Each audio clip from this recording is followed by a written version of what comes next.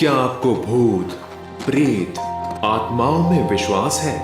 कहा जाता है कि वही आत्माएं दोनों लोक के बीच भटकती रहती है, जिनकी इच्छाएं अधूरी रह गई हैं, जो मौत के बाद भी जिंदा है, बदला लेने के लिए, उन इच्छाओं को अंजाम देने के लिए या उनसे रिहाई पाने के लिए। माना कि सबको उसका अनुभव नहीं होता, लेकिन ऐसे कई लोग हैं जिन्होंने उसे सिर्फ महसूस ही नहीं किया, देखा भी है।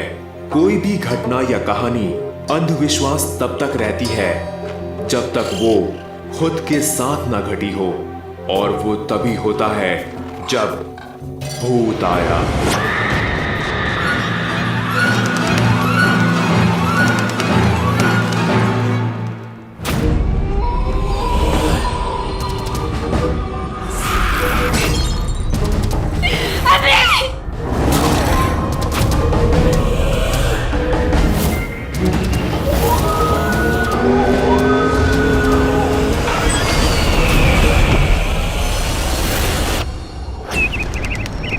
मध्य प्रदेश में इंदौर शहर से 30 किलोमीटर दूर सनवर नाम के एक छोटे से जिले में मैमूना खातून और उनका परिवार रहता है।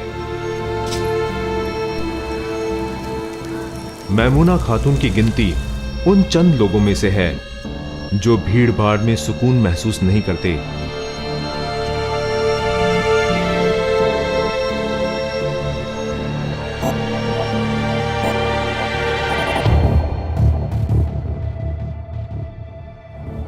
मैमूना खातून बेटी से दुल्हन, दुल्हन से मां और मां से सास तो बन गई, मगर शहर की भीड़ भाड़ वाले माहौल में दादी बनना उन्हें बिल्कुल गवारा नहीं था। आखिर मैमूना की बरसों की जिद और ख्वाहिश के आगे उनके शौहर अशरफ हुसैन ने सारी जमा पूंजी रख दी और इस तरह ये घर खरीद लिया गया, मार्केट से बहुत कम कीमत पर। देर से ही सही मेरी मुराद पूरी हुई। घर शहर से थोड़ा दूर था, इसीलिए शायद मेरे बेटे मुनीर को उतना पसंद नहीं था, लेकिन मेरी बेटी और बहू बेहद खुश थी।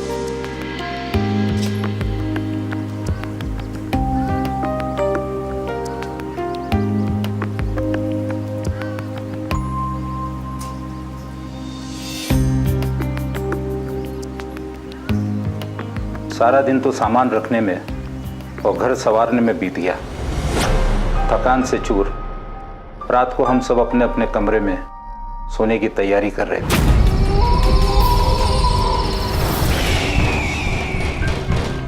इतनी रात को कौन हो सकता है? बेगम, पुराने मोहल्ले की पड़ोसन होगी, पूरी फैमिली के साथ आई होगी मिलने। मजाक छोड़िए, बाहर जाकर देखिए कौन आया है। कौन है भाई?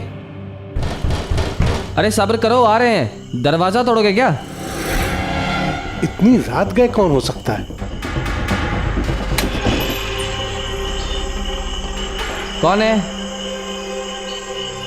कौन है भाई? अरे कौन है वहां? कौन है? कौन है भाई? भाग गया कम वक्त। चलिए अबू आइए।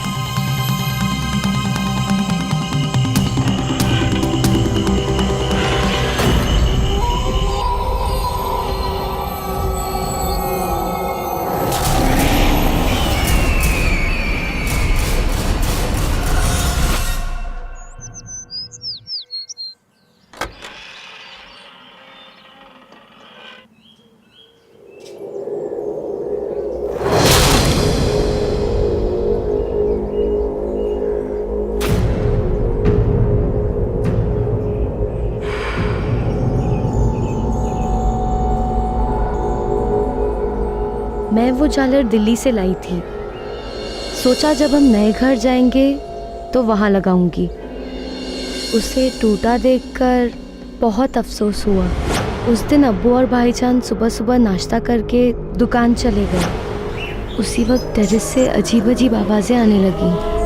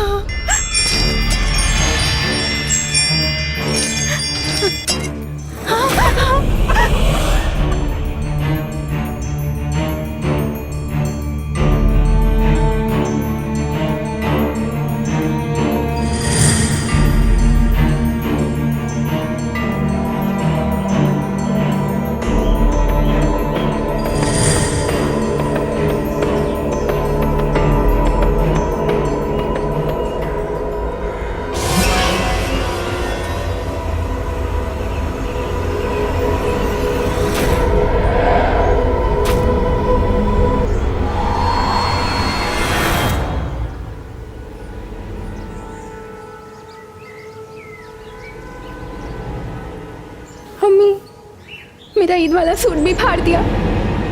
कौन कर रहा है ये सब?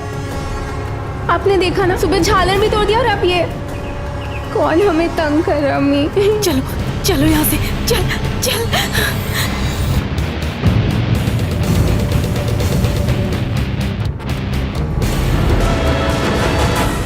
कहा जाता है कि ऐसे इनह्यूमन स्पिरिट्स कई तरह से, कई साइन से इंसानों से कांटेक्ट करते हैं। जीरो का साइन का बनना, इसके बहुत सारे इशारे हो सकते हैं, बहुत सारे मतलब हो सकते हैं। पहला मतलब, जीरो एक नई शुरुआत हो सकता है, वो फैमिली जो है एक नई शुरुआत करे। दूसरे घर में जीरो का ये भी मतलब हो सकता है कि वो घिर चुके हैं। हाँ बेटा। माल ट्रक में लोड करा दिया है। बेटा ध्यान से, रास्ता नया है। ठीक है, मैं जैसे ही माल की डिलीवरी कर देता हूँ सीधा घर ही वापस लौट आऊंगा। हाँ।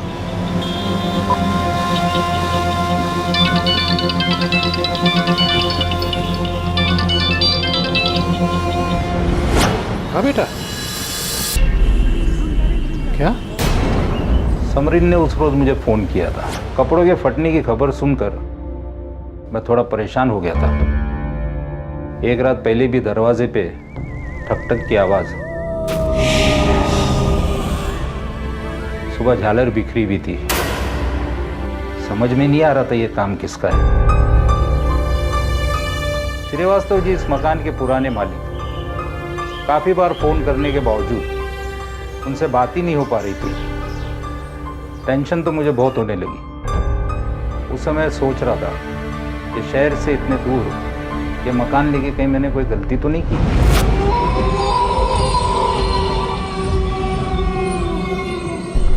अरे ऐसे कैसे हो सकता है? माल तो चेक करके ही पैक किया था।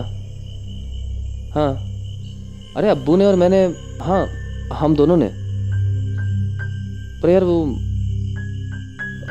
अच्छा ठीक है, हाँ हम बोल देंगे। हाँ हमारे सामने बैठे हैं। ठीक है। चाय बोला था ना, ये क्या है? वो शाम को अम्मी ने फातिया किया था हलवे पर, वही है। चाय बन रही है। बेटा एक कप चाय हमारे लिए भी ले आना। जी अब्बू। अच्छा समरीन कहाँ है? उसको बोलो चाय लेकर आए। जी अच्छा। क्या बात है बेटे? किसका फोन था? अब वो वर्मा जी के मैनेजर का फोन था। मुझसे कह रहा था कि जितने भी अचार की पैकिंग हमने कल करवाई थी उस सब में फंगस लग गया है। फंगस कैसे लग सकता है अचार में? ऐसा कैसे हो सकता है? और माल भी घर के अंदर रखा था, कल ही गोडाउन भिजवाया। माल तो चेक करके ही पैक किया था। फंगस कैसे लग सकता है?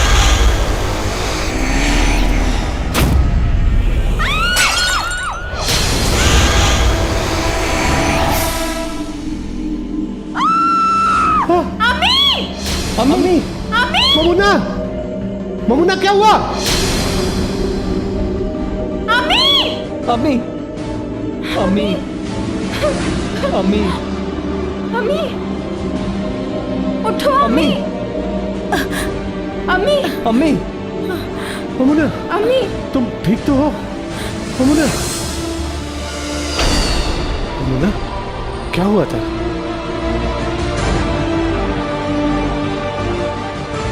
पता नहीं, वजू बनाने के लिए जैसे ही उठी अजीब सी घबराहट हो रही थी और जैसे ही मैं बाथरूम की तरफ गई आंखों के आगे एकदम अंधेरा छा गया। उसके बाद कुछ नहीं पता क्या हुआ। अब्बू, ऐसा लगता है अम्मी का बीपी फिर से लो हो गया है। आप डॉक्टर को बुला लें तो अच्छा होगा। हाँ मुनीर, जल्दी से डॉक्टर अंसारी को फोन करो।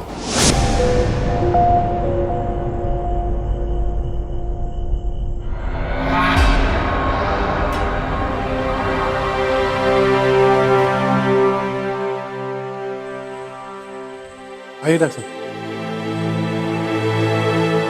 देखिए अशरफ भाई, एक फैमिली डॉक्टर होने के नाते मैं आपसे एक बात पूछना चाहता हूँ। जी पूछिए। घर में कोई झगड़ा या तनाव तो नहीं? नहीं, ऐसी तो कोई बात नहीं डॉक्टर साहब। क्यों? फिर तो बड़ी अजीब सी कंडीशन है। इस बार भाभी का बीपी लो नहीं बल्कि हाई है। आप घबराइए नहीं, मैंने दवाई लिख दी है, आइए।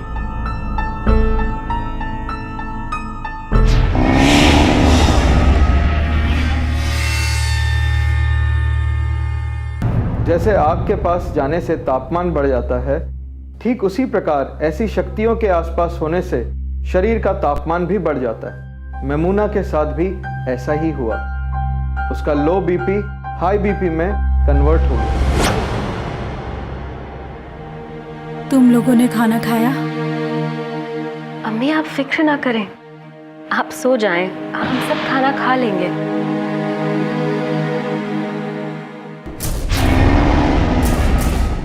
क्या हुआ अम्मी? क्या हुआ अम्मी? क्या हुआ? आज भी मेरे रोंगटे खड़े हो जाते हैं। मैं कसम खाकर कहती हूँ, ना तो वो कोई ख्वाब था, ना ही किसी दवा का असर। सब मेरे आसपास खड़े होकर मुझे तसल्ली देने की कोशिश कर रहे थे, पर सबके चेहरे पर परेशानी साफ झलक रही थी।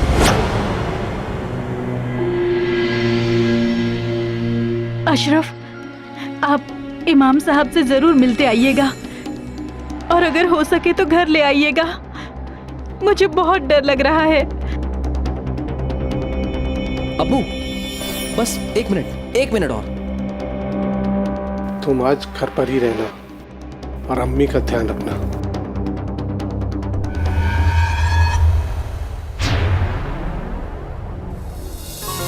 शाम को हम सभी लोग बाजार चलेंगे। घर की सजावट के लिए खरीदारी भी तो करनी है ना। तुम्हें जो लेना होगा वहीं से ले लेना, ठीक है? अम्मी क्या हुआ? क्या हुआ सना? अम्मी बहुत दर्द उठ रहा है। दर्द उठ रहा है? लेकिन अभी तो 7वां महीना चल रहा है ना। अरे क्या हुआ? आज फिर कुछ हुआ क्या? कुछ नहीं, सना को दर्द हो रहा है। कोई भारी सामान उठाया था तुमने? तुम चिंता मत करो सना, ऐसी हालत में कभी कभी दर्द उठता है। मुनीर, बेटा बहू को अंदर ले जाओ। दवा लेकर थोड़ी देर आराम करेगी ना, तो थोड़ी देर में ठीक हो जाएगा। जाओ बहू, अंदर जाओ।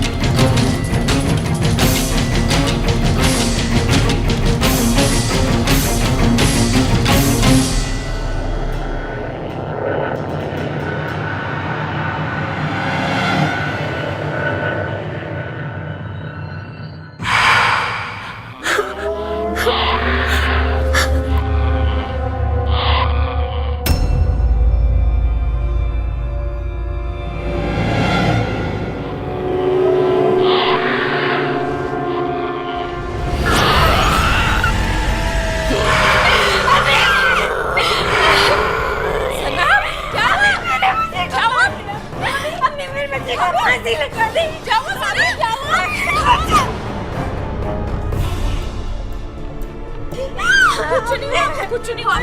देख सब ठीक है, सब ठीक। चल बैठ इधर, सब ठीक है, बैठ इधर।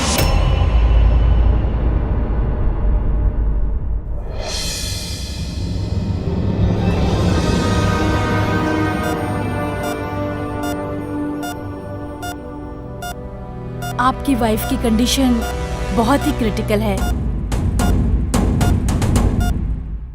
बेबी की गर्दन में कॉर्ड जकड़ गया है। आपकी वाइफ को एडमिट करना पड़ेगा। डॉक्टर की वो नली जकड़ने वाली न्यूज़ और फंदे वाली बात ने मुझे बिल्कुल डरा दिया। मुझे मेरे बच्चे की बहुत फिक्र होने लगी। हमारी ज़िंदगी अब किसी साये के शिकंजे में जकड़ती जा रही है, इसमें अब शक की कोई गुंजाइश नहीं थी।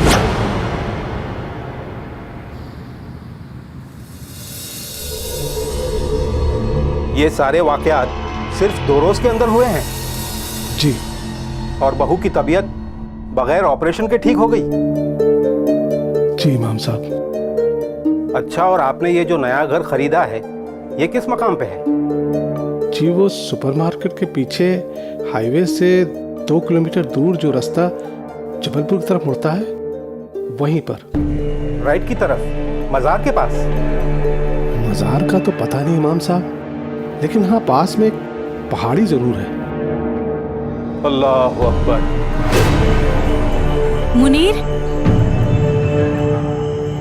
बेटा तेरे अब्बू अभी तक नहीं आए हैं। 2 घंटे पहले फोन तो आया था कि वो मस्जिद से इमाम साहब को लेकर निकल चुके हैं, लेकिन अभी तक आए नहीं हैं।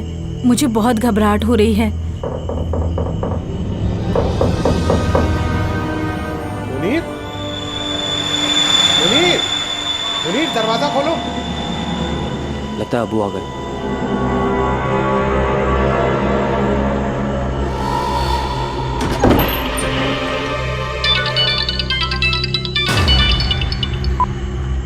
जी अबू, 15 मिनट और लगेंगे। मुनीर, भाईजान, मुनीर, मुनीर, मुनीर, मुनीर, मुनीर, मुनीर, भाईजान,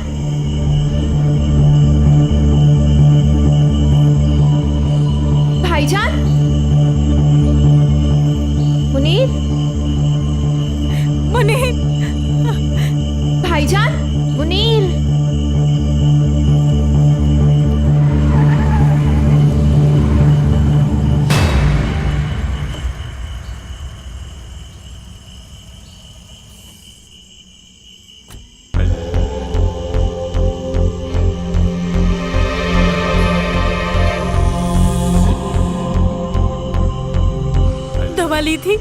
दवा ली थी तूने? पानी चाहिए? इसको अंदर ले जा। मैं मुनीर को देखती हूँ। मुनीर पता नहीं कहाँ चला गया। अशरफ, अशरफ, रुकिए।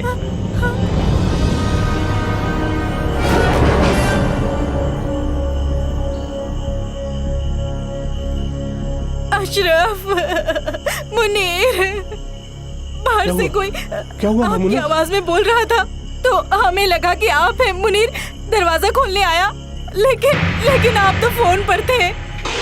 मुनीर पता नहीं कहाँ गया। इमाम साहब मेरा बेटा।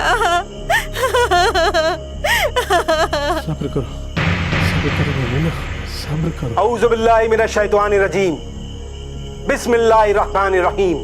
अल्लाहु ला इलाहा इल्ला हुवल हय्युल क़य्यूम ला ताख़ुज़ुहु सिनतुन लहू मा फ़िस समावाति व मा फ़िल अर्ज़ मन ज़ल लज़ी यशफ़अु इंदहु इल्ला बिइज़्निही यअलमु मा बैना अयदीहिम व मा ख़ल्फ़हुम व ला युहीतूना बिशैइन मिन इल्मिही इल्ला बिमा शाअ वसिअ कुर्सियुहुस समावाति वल अर्ज़ व ला यऊदुहु हिफ़्ज़ुहुमा व हुवल अलियुल अज़ीम।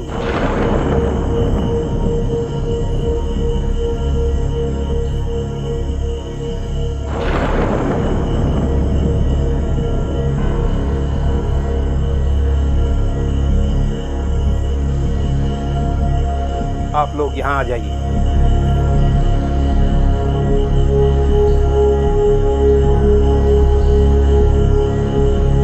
अब मैं एक हिसार बांधता हूँ। जब तक मैं घर से बाहर नहीं आ जाता, कोई भी इस हिसार के बाहर नहीं आएगा। या अल्लाह, ला इलाहा इल्लल्लाह मुहम्मदुर रसूलुल्लाह, ला इलाहा इल्लल्लाह मुहम्मदुर रसूलुल्लाह, ला इलाहा इल्लल्लाह मुहम्मदुर रसूलुल्लाह, ला इलाहा इल्लल्लाह मुहम्मदुर रसूलुल्लाह, ला इलाहा इल्लल्लाह मुहम्मदुर रसूलुल्लाह, ला इलाहा इल्लल्लाह मुहम्मदुर रसूलुल्लाह, ला इलाहा इल्लल्लाह मुहम्मदुर रसूलुल्लाह। इमाम साहब, मेरा मुनीर।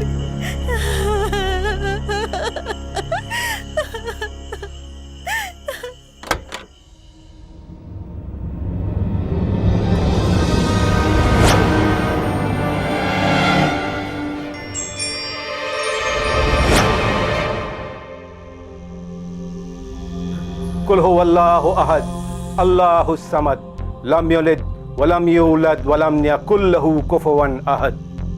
कुल हुवल्लाहु अहद अल्लाहुस समद लम यलिद वलम यूलद वलम यकुल लहू कुफुवन अहद।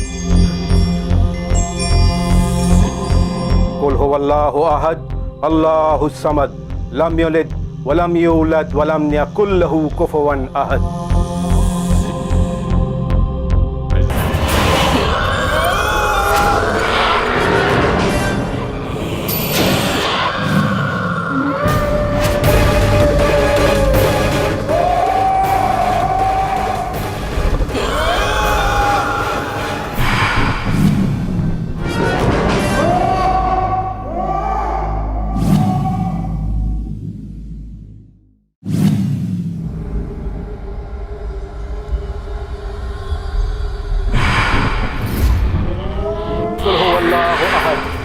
अल्लाहुस समद लम यलिद वलम यूलद वलम यकुल लहू कुफुवन अहद।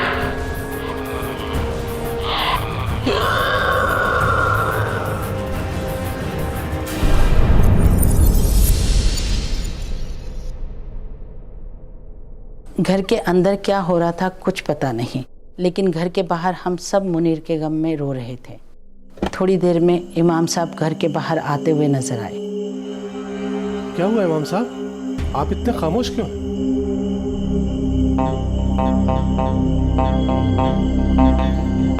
जितनी जल्दी हो सके आप लोग ये घर छोड़कर चले जाइए। लेकिन मुनीर कहाँ है इमाम साहब?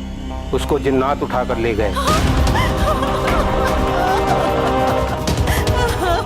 हम कुछ नहीं कर सकते। इमाम साहब कुछ तो कीजिए।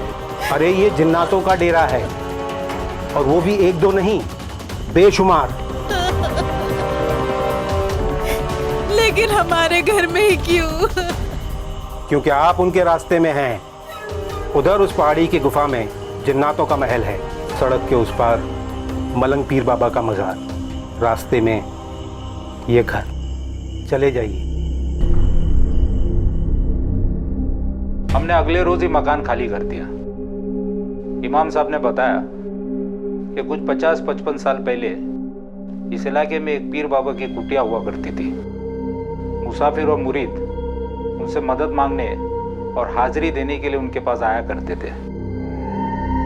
उन मुरीदों में इंसानों के साथ साथ जिन्नात भी शामिल थे। जी हाँ, ये हकीकत है, इससे इनकार नहीं किया जा सकता। जब वो चाहते हैं तो किसी के सामने भी आ जाते हैं, किसी से बात भी कर लेते हैं, वरना अल्लाह ने जो है एक पर्दा रखा है कि इंसान उन्हें देख नहीं सकता, उनकी आवाज़ को सुन नहीं सकता। बिल्कुल वो हमारी तरह दुनिया में रहते हैं, जीते हैं, खाते हैं, पीते हैं, सारे मामूलात इंसानों की तरह हैं। बस फ़र्क इतना है कि इंसान मिट्टी से पैदा है और वो दहकते हुए आग के शोले से।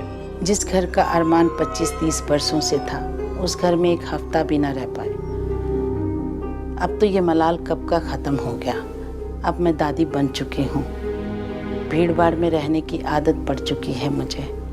अल्लाह का शुक्र है, उसने हमारी हिफाजत की और मेरे मुनीर की ज़िंदगी भी बचा दी। उस रात इमाम साहब की दुआओं के असर से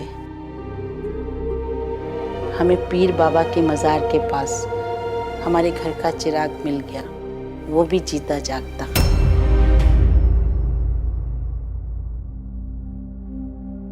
क्या कसूर मैमूना का था, जो अपने सुकून भरे घर की चाहत में अपने परिवार के साथ उलझन में पड़ गई, या फिर उन जिन्नातों का जो अपना रास्ता बदलने पर राजी नहीं हुए? पता नहीं, पर यह ध्यान रखना जरूरी है कि चाहत और जिद का टकराव हमेशा भयानक होता है।